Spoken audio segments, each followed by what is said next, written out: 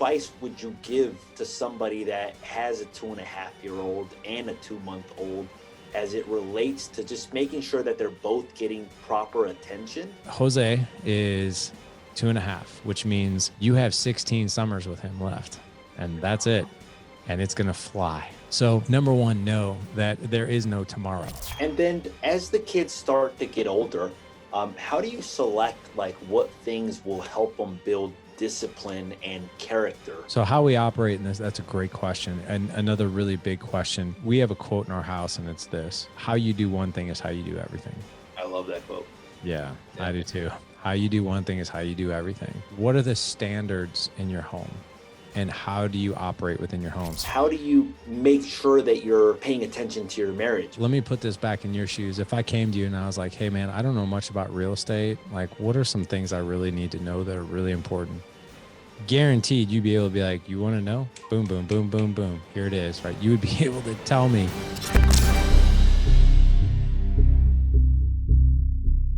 Hi, everybody. This is Jose Luis Morales. Welcome back to the Morales Group Show. This is episode number 90. Today, we've got a very special guest. His name is Larry Hagner. He is the host of the Dad Edge podcast, a podcast where they help business owners be better business people. They help fathers be better parents, and they help also husbands be better husbands. I'm excited to have him on the show. Obviously, we run a business, and we're looking to get a little bit of strategies as to how to become a better father and how to become a better husband, all while running a very successful business.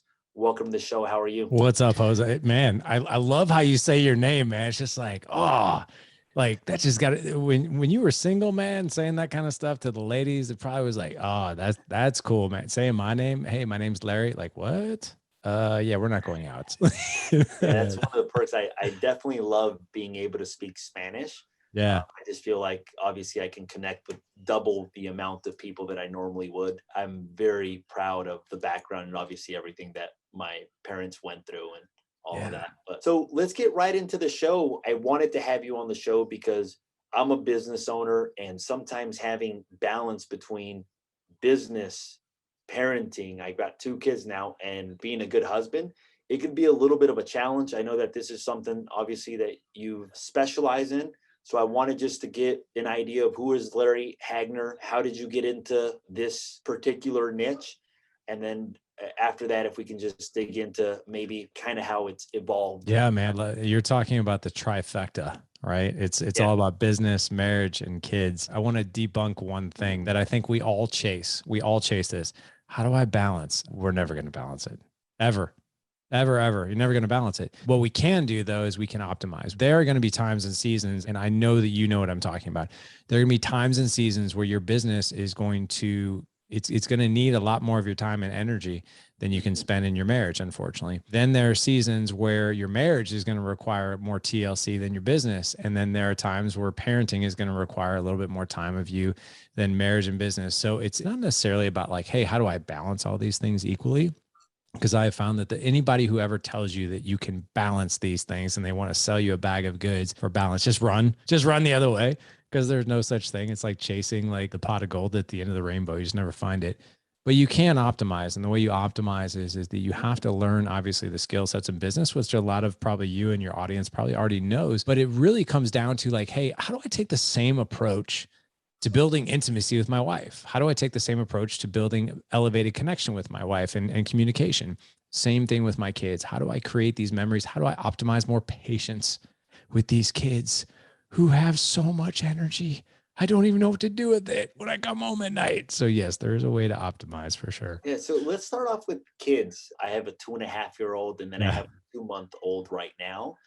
And obviously I'm early enough where I can improve, where it's not like they're 18 or it's not too late. What advice would you give to somebody that has a 2.5-year-old and a 2-month-old as it relates to just making sure that they're both getting proper attention? And with energy, sometimes a 2.5-year-old is just extremely active, and that balance is, and I keep saying balance, but yeah. That's all right. Yeah. It's a good question. It's a big question, and you're probably going to get a shotgun blast approach here, but a strategic one. Let's just be real about one thing. So I have four Four boys. Four boys. It's like a drunk fraternity party at my house from time to time, 15, 13, 8, and 5. So what I can tell you is, number one, I think this really needs to sink in with all of us. What is your 2.5-year-old's name? Jose Luis as well too. Okay, cool. He's got a great name, man. He'll have prom dates just lining up with a name like that. So think about this for a moment. Jose is 2.5, which means you have 16 summers with him left, and that's it. And it's going to fly. I mean, I remember when my 15-year-old was 2.5. I'm sitting here thinking like, man, 3 more years, he's out of here. Actually, almost 2 years, he's out of here. So number one, know that there is no tomorrow. There is no, let's go do that next week. There is, let's go do that now. Here's another scary statistic that will really ground us in our boots. And that's this: by the time our kids are 12, 80% of our one-on-one time with them is gone, because once they hit 13, it's friends, it's girls in his case. If it's a girl, it's boys. Like they want to be around their friends. They want to be around their tribe, right? Not so much around us. So technically I said we've got 16 summers, but if you really think about it, yeah, you got 10. So, you talk about like, hey, how do I balance the energy? How do I balance even the love and affection and all these things? So anytime you put more than one kid in the mix, here's what your 2.5-year-old, here's what Jose is thinking, right? And what's the 2-month-old? Diego. Okay. So here's how Jose is looking at Diego right now. It's kind of like if you came, it sounds crazy, but this is how they view it. Imagine you came home and your wife had another man move in. And she's like, yeah, hey, Jose. So this is Mike. He's going to be staying with us. He's going to sleep in our bed. He's also going to wear your clothes. He's going to use our bathroom and our shower, eat our food. He'll eat dinner with us. And yeah, you'll love it. It'll be the best time of your whole life. You'll be like, excuse me, what? But that's what's going through Jose's mind. He's like, hey, wait a second. I thought I was the only one. Like, what's up with this dude here being here, right? So it's traumatic to them, right? So here's what I can tell you. Right now, one-on-one time for Jose, actually for both your boys, one-on-one time is gold to them. Absolute gold. Even if it's only like 30 minutes. Even if you take them like up the street, man, to get like a soda, like a Sonic soda or something like that, or an In-N-Out burger type thing. Just that ride in the car with dad is so meaningful, that one-on-one time. So like, and that's what we talk about with optimization, because you're looking at these two boys and you're like, man, how do I divvy this up? Like, how do I actually create more connection and how do I balance this out? There really is no balance, but what you can do is you can take these small chunks of time and really optimize connection with them when it's most meaningful to them. And that one-on-one time is most meaningful to them. I mean, you're still at the younger age where not so much where you're trying to create connection through conversation or anything like that just yet. The way that kids that age, 5 and under, the way that they spell LOVE is TIME. Keep that in mind. 30 minutes of one-on-one time for any one of those boys is gold to them. It's funny because when I became a parent for the second time, a lot of the advice that I would get from family was to spend more time with the older one, because the younger one isn't as aware of what's going on as well too, because he's younger. But then again, you want to obviously spend time with them as well too. Do you have any thoughts on that? I'd love to get some feedback on that. Yes, to some degree, that's true, right? But I'm going to talk to you as like a selfish dad who wants to spend time with his kids, right? Because I'm sure that the camp you're in, I made that mistake when my son was 2.5 and I had a 2-month-old. So my 2 older ones are right in the same age range as yours. And I spent a lot of one-on-one time with the older one because he was interactive, right? It was easy for me to take him from mom because the little one depended more on mom than it depended on me. So I spent more time with my older one. And that made total sense to me. And here's what I can tell you. If I had to do that time over again, I'd do it differently, because I don't remember much of his baby stages because I wasn't really all that involved. Like, I was more involved with trying to keep my 2.5-year-old occupied while my wife took care of the younger one. And I wish I wouldn't have done that. And I didn't do that with our second set of, we call them the bigs and the littles, my littles who are 8 and 5. I didn't do that with them. I made sure that I spent ample time with both, no matter what age they were at. And I don't regret that, because even when they don't need us that much and they truly don't need dad that much before the age of 1, it was still really cool because like you soak that time in. They're only going to fit in your arms for so long. So you got to like really embrace that time. Yeah, it's interesting because my wife and I sort of, before the second one was born, we kind of said, okay, you're going to help out with Jose Luis, and then I'll help out with Diego as much as I can. And that way I could spend plenty of time with Jose Luis and he doesn't feel left out. But now when you said that you don't really remember as much as Diego as his time spent, it's true. My wife even called me a sperm donor the other day because I basically was a sperm donor with Diego. That was the agreement, but I'm spending most of the time with the older one. But I kind of know what you're saying. The other thing that hit home, just the 10 summers. And I think even when you think about it in terms of life as well, too, like you don't know how many summers you have left. A lot of times we think that, hey, we'll do this next year, we'll do that another time.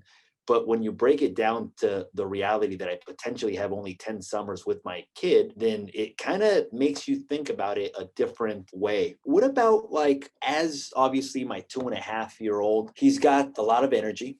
And sometimes he does things that maybe he shouldn't do, or maybe writing on the walls or throwing toys, or even when he gets upset. And I have mixed feelings about this because in the Hispanic culture, like when I would misbehave, they'd call my attention. And sometimes they'd cut my attention by slapping me on the hand or giving me a smack on the tush. What have you seen that has worked for other parents? Because I know that obviously you are involved with multiple dads. What have you seen that would work in that manner? And how do you feel about discipline as well, too? Great question. How I operate in my house. Now, I have 4 boys. They will all tell you that they have a line that they don't cross. Right. I mean, they know the boundaries, especially as they get older. Now, when they're younger, like that age, right, it's more like their brains are so raw. I mean, they're operating on like prehistoric brain activity. Like it's just really raw. The emotions are all over the place. They don't think logically at that age at all. But what I can tell you is, if I'm being really honest with you, part of one of the reasons Dad Edge even started was because when my 13-year-old was 4, that's the first time I laid my hands on him. And I spanked him and he hit the ground. I spanked him so hard he hit the ground. I didn't mean to do that. And I knew at that moment that I was like, I've got to do something different. Something's got to change, because at that point I didn't have a lot of patience with my kids. I was quick to anger. I was quick to lose my patience. I didn't have those skills. What I can tell you is that my foundation and how I operate is I'm in this for the marathon. I'm in this for the long haul. What I mean by that is I want to create an environment of psychological safety with my kids. And that's a skill. Psychological safety, it basically means this: when things go wrong, right? I don't know how you were raised, but when I was raised, if something went wrong or I did something wrong, or maybe I was in a vulnerable moment, like where something bad was happening, the last person I want to call was my parents or my mom at the time. And that's because I was like, man, I don't want to tell them this because they're going to freak out, or they're going to think less of me, or they're going to think terribly of me, or this or that. That's not the environment that I create. And that's not the environment we teach our guys to create. We teach the environment of 2 things. When something good happens, you're the first person your kid wants to call. When something bad happens, you're the first person that they want to call. And there's a way to do that. I am a huge believer in creating an environment of psychological safety, which means like, hey, under our roof is where you make mistakes. Under our roof is where you learn discipline and boundaries and consequences, right? We're not going to do that with an iron fist. We're going to try doing that with as little yelling as possible. That may sound soft, but I can guarantee that if I had one of my boys in here and you were asking them questions like, hey man, do you ever cross your old man? They'd probably be like, nope. I don't, because they know the line. They know that I will implement consequences and I can still do it in a calm fashion. With a 2.5-year-old though, any kid like under 5 years old, there's one Jedi mind trick that we can all use that is super powerful. And that is distraction. That is literally distraction. I don't know if you're a fan of Gary John Bishop. He's a New York Times bestselling author of Un-F Yourself. And he also wrote a follow-up book called Stop Doing That Shit. He had a chapter that was dedicated to nothing more than distraction. In other words, if you're in a moment of self-sabotage, then you need to distract yourself and think about where it is you want to go and what you want to create versus what you're in. When you're dealing with a kid who's misbehaving, flipping out, throwing a temper tantrum, sometimes all you have to do is be like, oh, look, a bird. That is, sometimes that's all you have to do. It's funny that like I've done stuff like that unconsciously. Looking back at it now, where we distract them and it ends it almost like, oh, like this. Or sometimes I'll even, when he's doing something like, hey, can you come help me with this? Yeah. And he right loves there. help. For some reason, the word help, he's like, yeah, I'll help you. But it's so true. Like, and it's funny that you're saying that their brain, it's not logical yet, So even if you try to tell them something logical, it's not going to process it.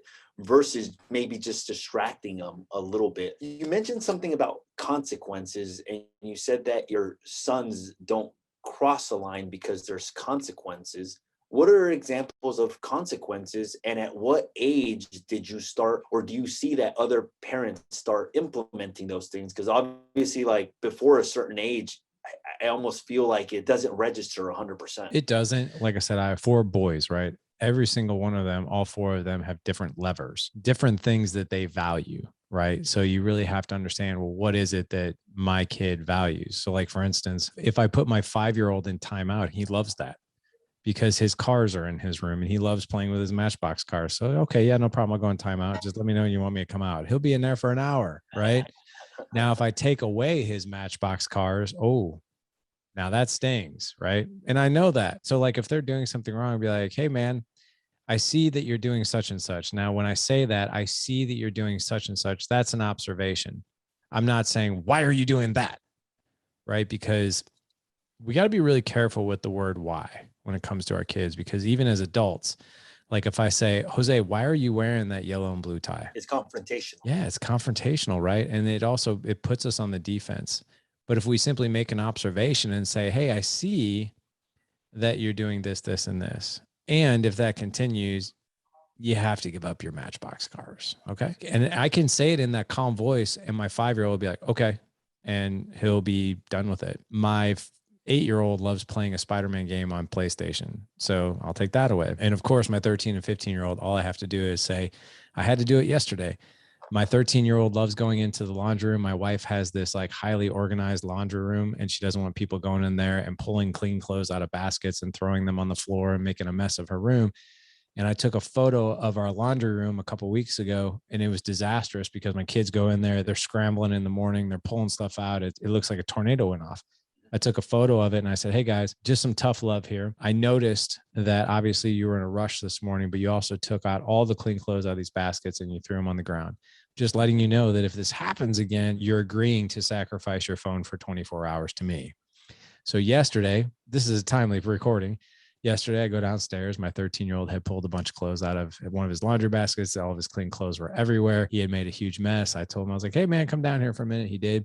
And I was like, what happened here? He's like, oh, yeah, I was running late. I had to get I'm like, okay, well, remember that photo I sent you? Yeah. Well, hand over your phone. He was not happy. Well, it wasn't my fault. I was like, okay, but you still have to hand over your phone. Well, that's not fair. I know you feel it's not fair, but that was what we said. So hand it over. And he handed it over. He knew the rules were clear. Knowing what it is that they value, I don't have to yell, scream, and get angry. I just say, here's the line. You cross it, you basically are sacrificing one or two things you really value. How important is for you to actually follow through on that? Because I almost feel like, and it's probably too early, like for a 2.5-year-old, but it's very easy for you to say, hey, like if you do this, then this is going to happen. But I almost feel like as parents, or at least for me, I want to keep my son happy. Sometimes you give them stuff, or I give him stuff to keep him from getting unhappy versus, hey, look, these are the rules, these are the consequences. How important is it to actually do what you say you're going to do? It is absolutely critically important. Right? Yeah. And it sucks. Yeah. Like, dude, like, listen, there was a part of me yesterday when I laid that law down. I was like, because I knew he was running late. He had overslept. He missed his bus. I knew he was stressed out. I knew he was overwhelmed. He was already in an overwhelmed state. And all I did was add freaking insult to injury, right? Now I could have been like, hey man, I know you're having a rough morning. No worries. Like, I got you. Okay. That's not teaching him anything, because I'll turn around next week and the same thing will happen. History has shown that will happen. I want my kids to learn the difference between right and wrong and learn what consequences are before they're older. And now the consequences mean much more. Mean life, death, jail, other people's lives, etc. Yeah. It's like, hey man, like learn it now while the stakes are low. Right. And it stings and it hurts. Right. And to be honest, like that 24 hours without his phone, it sucked. He couldn't talk to the girl he's talking to and that kind of thing. But I guarantee that he won't be messing up the laundry room anytime soon. And then as it relates to age, like I'm so glad that I'm having this conversation with you. The distract strategy for a 2.5-year-old almost seems like it's perfect. Is there a certain age where now they become a little bit more logical and you could actually have conversations with them?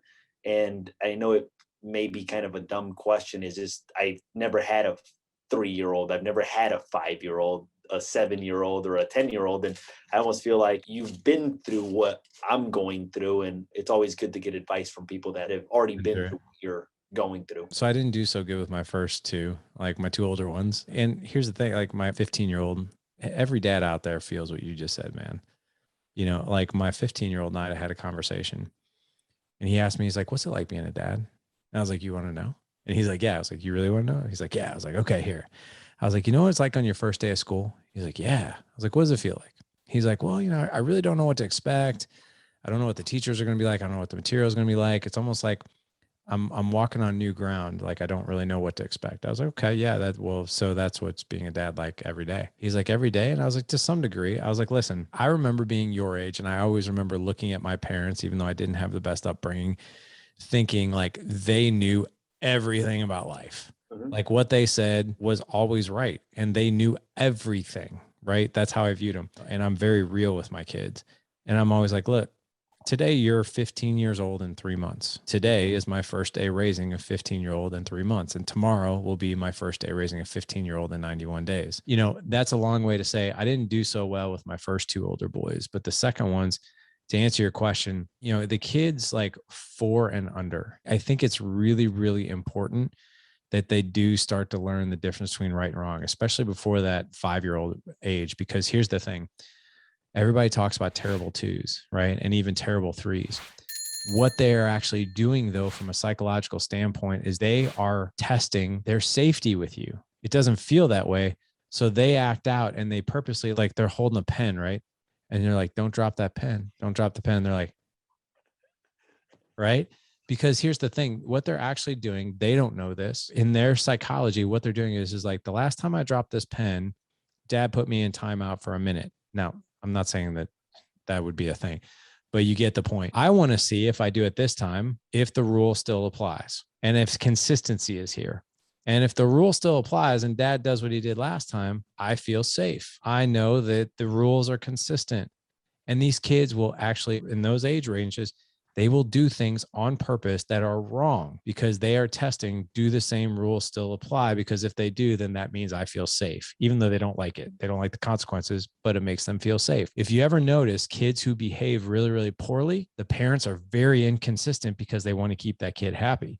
So the kid acts out because they don't clearly know what's right and wrong. What are the boundaries here? I'm really not sure because the last time I did this, I was punished, but then the next time I did this, I wasn't. And the next time I did this, I wasn't. And then I was again. So I'm really confused. So it really boils down to when you're consistent with discipline with kids, and you can be nice about it. You don't have to like come down and go crazy on kids, right? Even though sometimes you want to, as long as you're consistent with this is what you do, here's the consequence. Here's what you do. This is the outcome. It's always the same. It never changes. Those are the parents that are like, wow, that kid is consistently on pretty darn good behavior because they know how to operate. They know the rules. And that's tough for the parent as well, too, because that means you consistently have to be on it. It's easy for a parent to just say, it's okay this time, or maybe this time it wasn't that bad.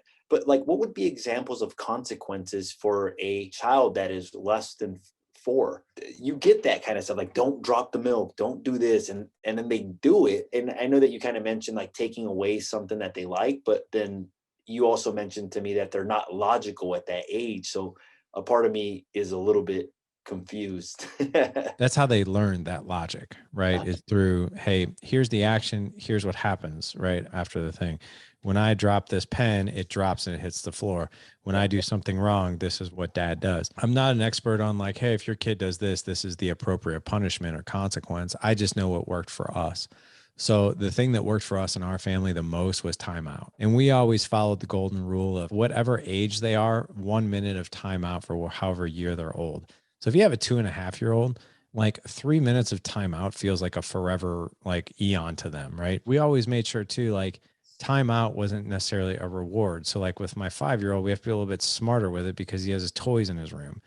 My 8-year-old, you put him in timeout in his room and he does not like that. Like he feels that pain. So I think you have to understand, like if timeout is like a good sort of consequence for your kid, you have to understand like what location is that going to be, right? And then as the kids start to get older, How do you select like what things will help them build discipline and character? For example, like for you, it seemed like making sure that the clean laundry wasn't a mess. That's one of those items. Is it just things that are important for our family?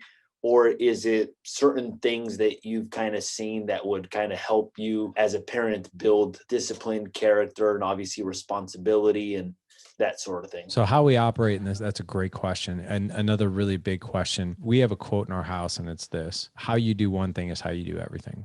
I love that quote. Yeah, Yeah. I do too. How you do one thing is how you do everything. What are the standards in your home? And how do you operate within your home? So like, for instance, how we operate in our home is when we have dinner, we're a team and we help clean up as a team. No one puts their feet up and just allows mom and dad or just mom or dad to do their thing. Like we all pitch in, we are a team. When you create an environment of team, people want to be a part of a team. But if you create a dictatorship, people are less likely to want to pitch in because they don't feel like they're a part of something. They feel like they're demanded of, right? Or forced to. But if you say, hey, let's rally this team and let's clean up, who wants to do this job? And I think kids are very, very big on choices too. Give them the choice, right? Would you like to sweep or would you like to clear the table? It doesn't matter to me what they pick, right? But it gives them power. It makes them empowered to, number one, make a choice and then execute upon what they chose to do. How you do one thing is how you do everything. What we do is we hold our kids to a standard, right? So if they fluff something, we'll call it out on them. Be like, do you think that was the best you could have done that thing? Now I'm talking about like, cleaning up after themselves or something like that. Like I would never say anything like that if they got off the freaking sports field. Like, oh, did you do the best you could on the football field? It really didn't seem like it. I would never say that. But things around the house where we're helping, our environment, that's our standard of like, hey, if you get something out, you pick it up. That's what we do in this house. When we all have a meal together, we all work together to clean it up. Those types of things. When it comes to people pulling their weight and work ethic, like we are really, really big on making sure that people have jobs in our house. The other thing too is we make sure that our kids have boundaries around certain things that other kids probably don't in their generation, meaning like their phones. They have a screen timer on their phone. So outside of texting, they can only do 90 minutes of whatever app. So like, for instance, if they're on YouTube or TikTok, they get 90 minutes of that and then the phone shuts down. And the only thing that they can do is text or call at that point. And then they have to request more screen time, which they usually don't get. We're big on boundaries of like, hey, here's where we operate. Here's how we operate. And those are the containers that we live in. The other thing too is we are big as it pertains to school and sports on work ethic, not necessarily results. And I'm sure there's going to be a lot of raised eyebrows around that. Okay. If you really look at a growth mindset, what a growth mindset is, and a fixed mindset will do a certain thing for a certain result. And if that result is not achieved, then it's all for nothing. And people don't actually learn very well that way. In fact, they don't work really hard that way. But if they have a growth mindset, and let's just say, for instance, they get an A on a test and my son comes home and he's like, I got an A on the test. My kids will never, ever hear me praise them for results. I praise them for the work that it took for them to get that result. Like, hey, man, congratulations. I saw how hard you studied. I saw the work that you put in to make sure you got that grade. I never say, great job. You're so smart. Because then they tie the grade with how smart they are. And the first time they get a D, they think they're dumb. And same thing with sports. It's never like the thing or the goal. It's like, yeah, man, you put in the reps of practice. Sometimes the results don't show right away. Right. If you're tying it just to results, it's almost easier for them to give up on things because some of the things take long. Like for me, it took 6 months to sell my first house. Now we're selling 150 homes a year. So it's the work ethic behind it. But I could have easily like done what you did, but I love the fact that you did that. How do you determine like what sports or activities to put your children in? Is that something that you just kind of watch what they engage with the most and try it out? How would you go about that process? Just out of curiosity. You're loaded with great questions. So let me take the age ranges of 7 and below or 6 and below, right? 6 and below, it's more or less just getting them active. For instance, like if we put our kid in like learn to play soccer, I don't care how good they are. I don't care how skilled they are. I just want them to learn their body and learn what it feels like to run and kick a ball at the same time. Could care less if they do good or not, right? So when they're that young, I'll simply ask the question like, hey, soccer signups are coming around. Would you like to try that? if they're like 6 and under, they want to do everything. Like they just want to try it. So like I was a big believer in let them try anything and everything that they possibly want. Right. And then allow them to find what it is that they love to do. So my oldest is 15 and we tried him in every sport: baseball, basketball, wrestling, jujitsu. He hated everything. And I was like, oh my gosh, like swimming. We were like, what do we get this kid into? And then like finally, I think it was right around age 11 or 12. I asked him, I said, hey, because he was like, I want to do something. I was like, well, look, I was like, if you had your choice of anything that you either wanted to try or something that you think would bring you so much joy that would literally like make you come alive, what would it be? Didn't expect what he was going to say. He's like, I want to learn how to play trombone. And I'm like, okay, that's what you want to do? He's like, yeah.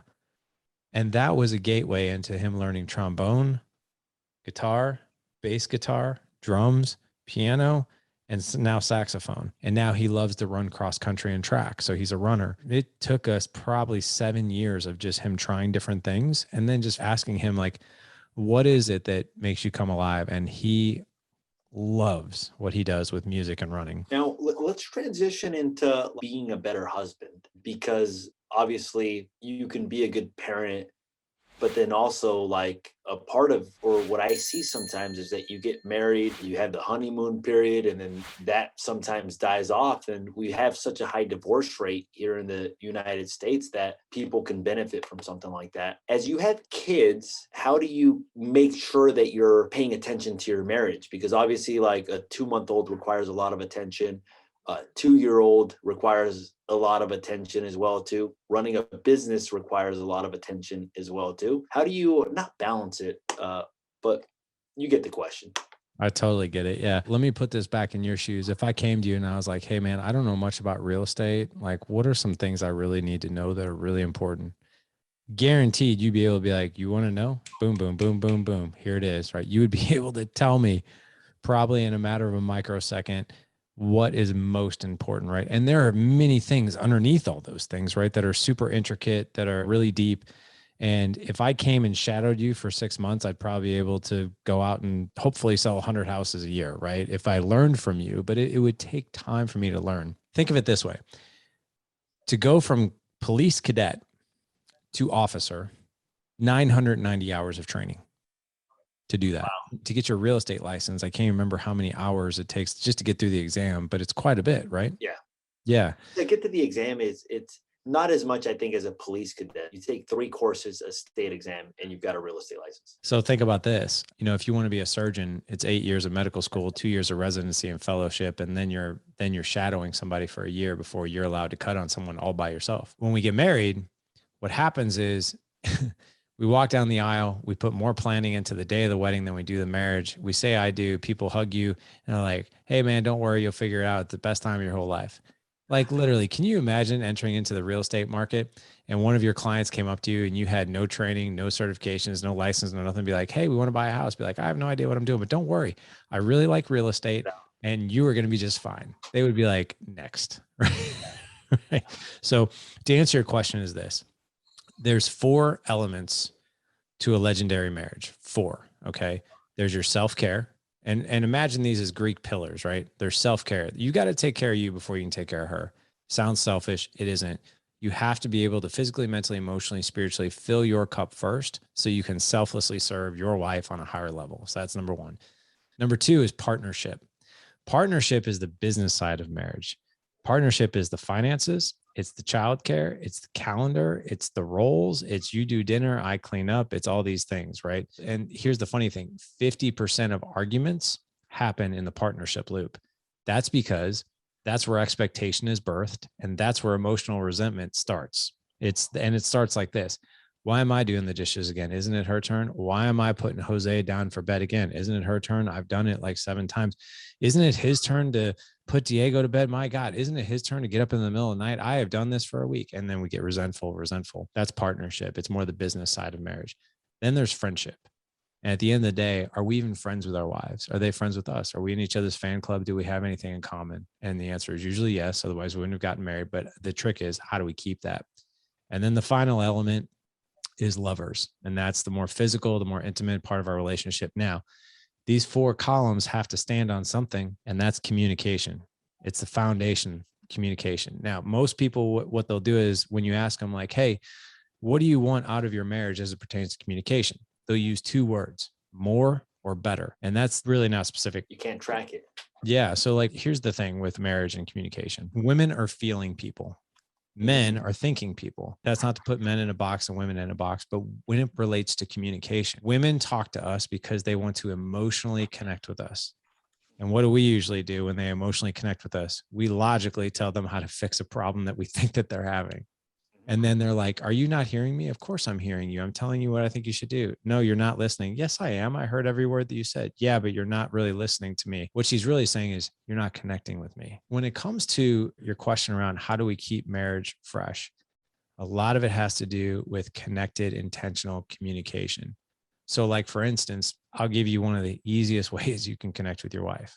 Easiest. When you go home, Jose, when you walk through your door, what's the question you ask your wife? I don't even know if I ask her a question. I usually kiss my son or her, and sometimes I'll say, "How was your day?" Sometime How like, was your or day?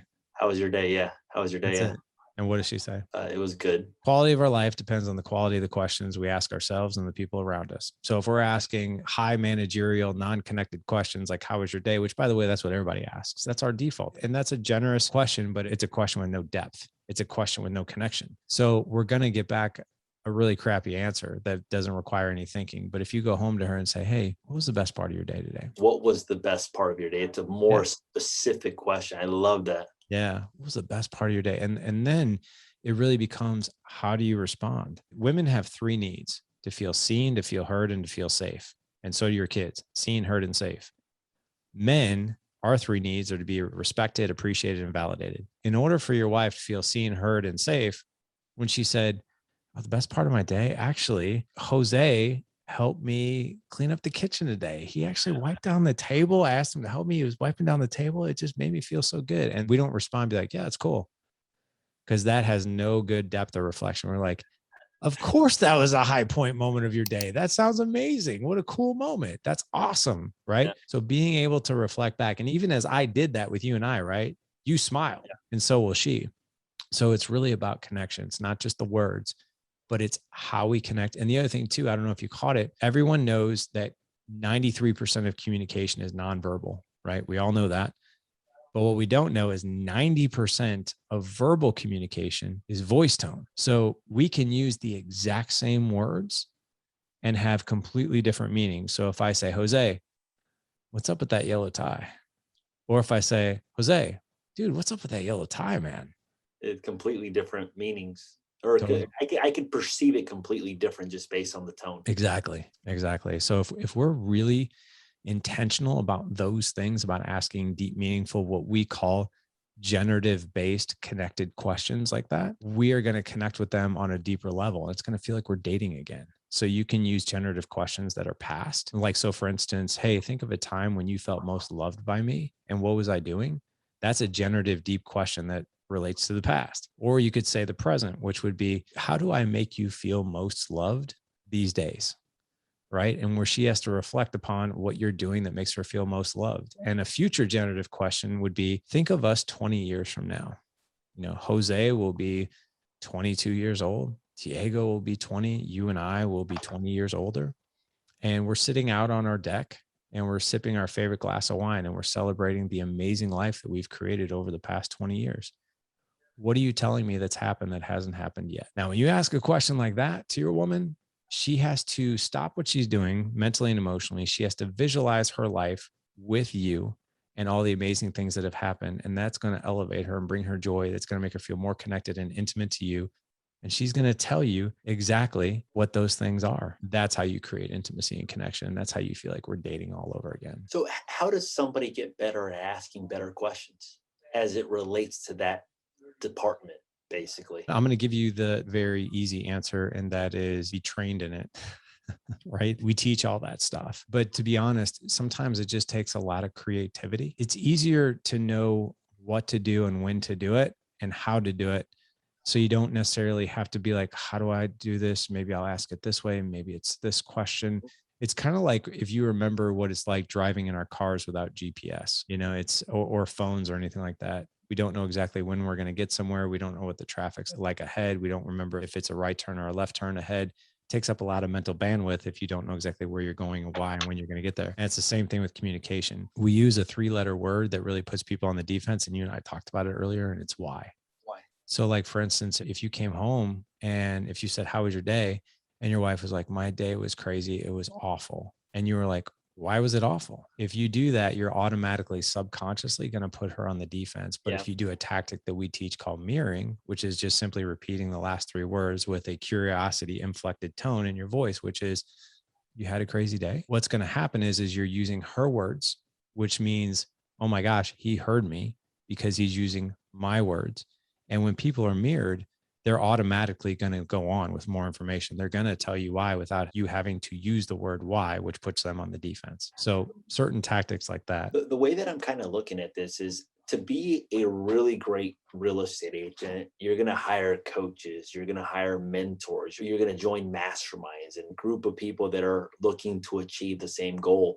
The way I'm kind of looking at what you're doing is very similar, but just in a different space, So I'm asking myself, like, if people hire soccer coaches, if they hire real estate coaches, if they hire mentors, masterminds, why aren't most of us hiring marriage coaches or mentors, or even parenting coaching or mentors? Because that's a big portion of most people's lives. What I did want to ask you is, are there any books that you have read as it relates to this space that you feel that maybe our viewers would find value, either in the parenting role or just being a better spouse role, that you think would be helpful? I think one of the easiest books on the planet, like if you want to level up your marriage with like the littlest amount of effort whatsoever, read The 5 Love Languages by Gary Chapman. I mean, like, listen, I'm physical touch and words of affirmation. Touch me, kiss me, and compliment me.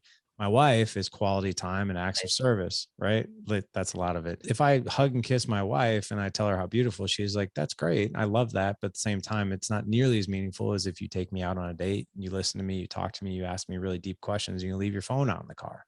Like, that was what makes me feel really loved. Or you help me with the dishes. Most people, what we do as a default, kind of like, how was your day? We don't think about it. We just do it. We automatically subconsciously love the other person, even our kids, in our own love language. Like, I'm very physically affectionate with my kids and I compliment them a lot. My 8-year-old is a quality time kid. He's not so much like words of affirmation. He wants my time. That's a really easy book.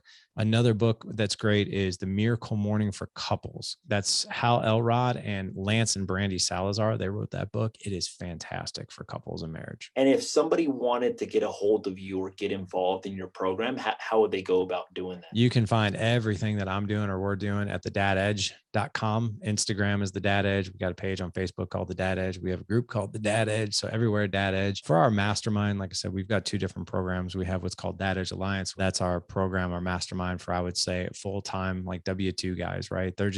They work for somebody and life is good, but they want to elevate their marriage and their parenting and physical, mental, emotional health and the whole 9 yards.